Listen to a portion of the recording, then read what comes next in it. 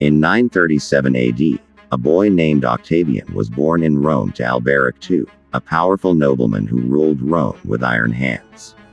Alberic controlled both politics and the papacy, and he raised Octavian in the Lateran palace amidst concubines, drunken feasts, and political corruption. Octavian's education lacked spiritual guidance. He was trained in power games, seduction, and manipulation. When Alberic died in 954, he made Rome's clergy swear to make Octavian both prince and pope. So, at just 17 years old, Octavian became Pope John XII, uniting both secular and sacred power. But instead of holiness, he used the church for personal pleasure. John XII turned the Vatican into a palace of sin. He held orgies in the Lateran palace, kept a harem of prostitutes, married women, and even nuns, and gambled with sacred relics. He held mass in the morning and partied in the same rooms at night. He sold church offices for money, simony, bet on dice with holy chalices, and even invoked demons and pagan gods during Christian ceremonies.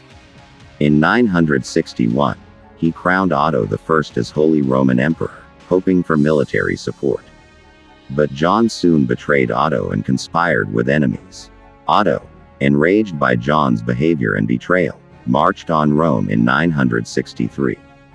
John XII fled with church treasury and concubines to Tivoli. Otto held a church synod, and John was tried in absentia for rape, incest, murder, sacrilege, and blasphemy.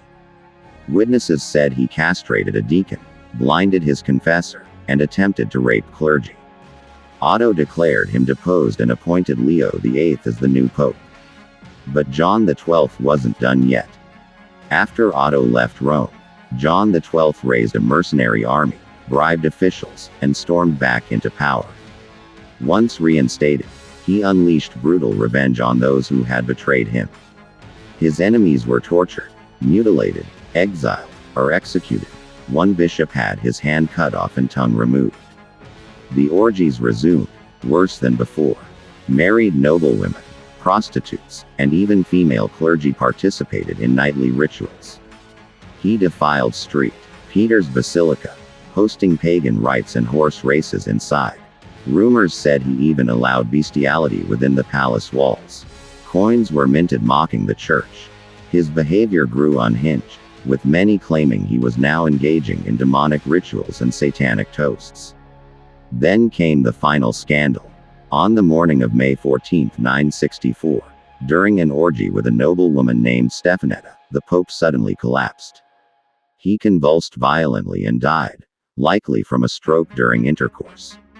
Some said he was murdered by Stefanetta's husband, others blamed divine wrath. But the stroke during sex story was widely accepted and became part of church lore. He was buried quickly and quietly, without papal honors. No public mourning. The church was too ashamed.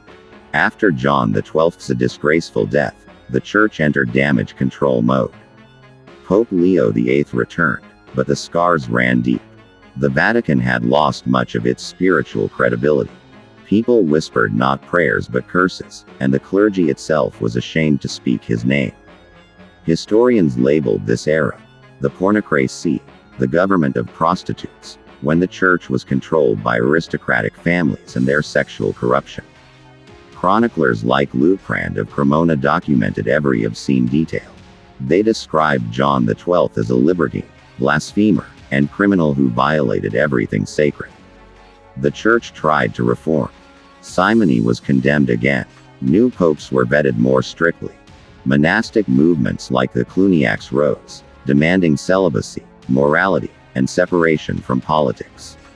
Psychologists today would likely classify John XII as suffering from sexual psychopathy and narcissistic personality disorder, a man completely disconnected from spiritual or moral reality. But most of the blame lay not in his psyche, but in the system that let a 17-year-old boy become pope just because of political bloodline. A system that mixed power with no accountability created a monster, and the Vatican paid dearly. Even today, over 1,000 years later, John XII's name is listed among the worst popes in history. His story serves as a terrifying reminder that no institution, however sacred, is safe from corruption if morality is ignored. You've just witnessed one of the darkest punishments in history. But many more still lurk in the shadows. So if you dare, subscribe to Torture Vault, where every scream from the past still echoes.